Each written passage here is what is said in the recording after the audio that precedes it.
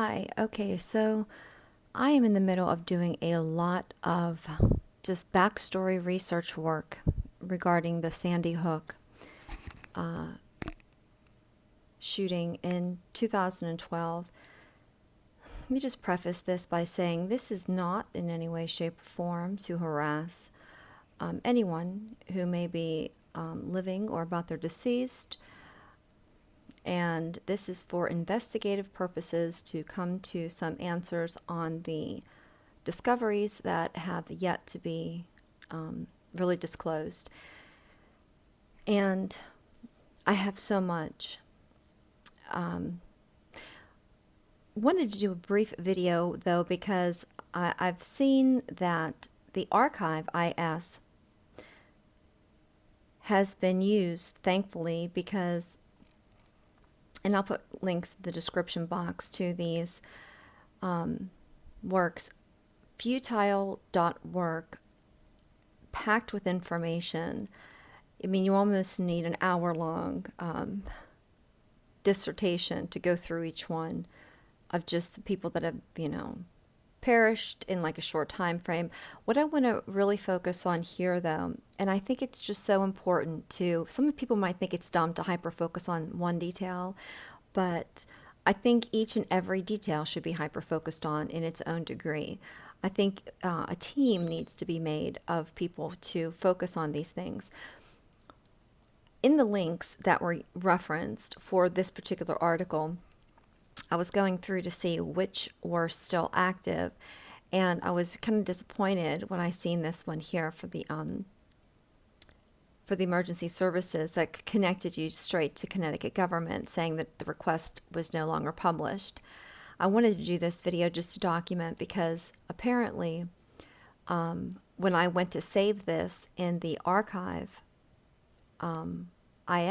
files, I clicked on that link in it and someone had saved it.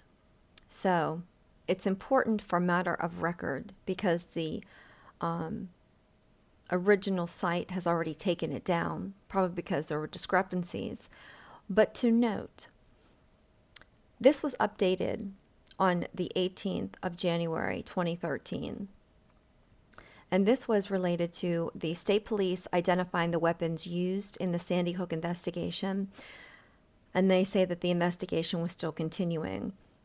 In previous press conferences, the Connecticut State Police clearly identified all of the weapons seized from the crime scene at Sandy Hook Elementary School.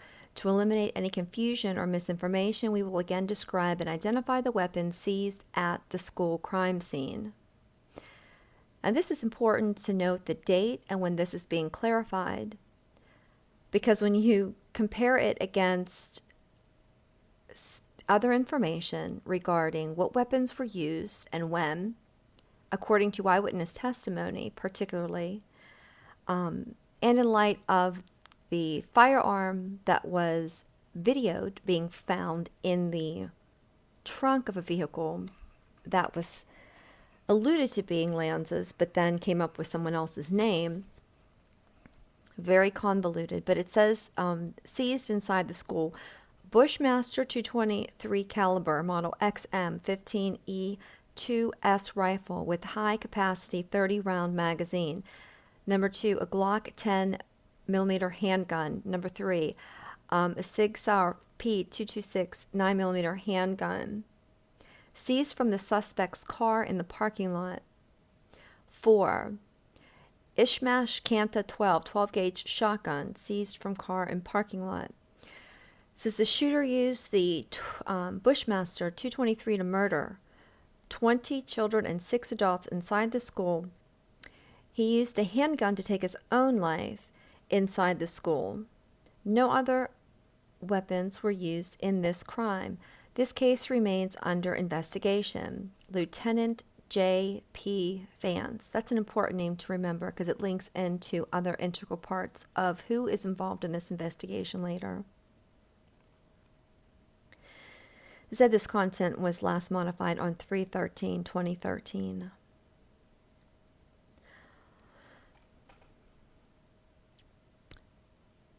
I'm hoping to pull up documents to show the coroner's report, but allegedly Adam Lanza shot himself in the back of the head. Yeah, that's right. He shot himself in the base back of the head. I'm going through this because in light of, I know, maybe you're thinking, well, there's Vegas, to contend with, look at that. What about the other ones? Move past this. We cannot. I think that it's so imperative because they're all linked in together. They are linked in together. There's another report that I wanted to focus on, and it comes into play with Eric Holder and Governor Malloy and Mr. Fine.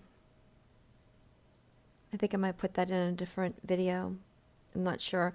There's so much information, I don't know exactly to overload or not. Maybe I'll pause it for here for now.